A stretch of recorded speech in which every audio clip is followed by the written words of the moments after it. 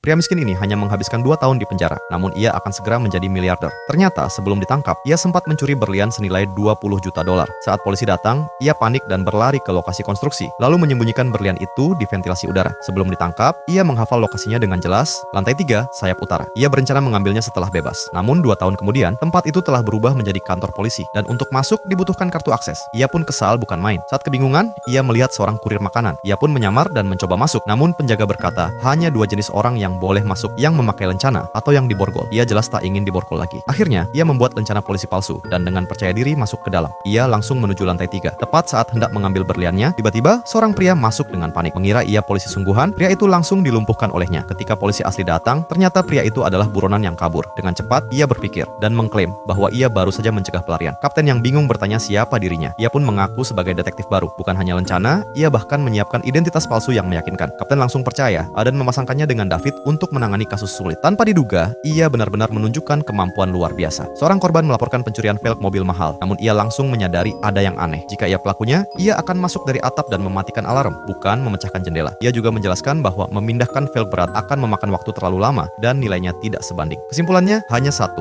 pemilik mobil sendiri yang merekayasa kejadian itu. Saat truk pemilik diperiksa, semua terbukti benar. Kasus itu pun langsung terpecahkan. Sejak saat itu, ia terus menyelesaikan berbagai kasus sulit, bahkan kapten ingin mempromosikannya. Namun ia tidak peduli. Tujuannya hanya satu, mengambil kembali berliannya. Suatu hari saat sepi, ia kembali masuk ke ventilasi. Namun yang ia temukan hanya selotip, berliannya hilang. Ternyata sebelumnya ada kebocoran pipa yang kemungkinan menyeret berlian itu pergi. Ia pun mencari ventilasi lain dan dengan bantuan cermin, akhirnya menemukan berlian itu tepat di atas ruang barang bukti. Dengan alasan memeriksa barang bukti, ia masuk ke ruangan tersebut. Ia membuka ventilasi dan meraih ke dalam. Akhirnya, ia menggenggam berlian itu kembali. Namun tepat saat itu, ia mendengar seseorang masuk. Terkejut, tangannya terpeleset dan berlian itu jatuh ke celah di antara peti-peti.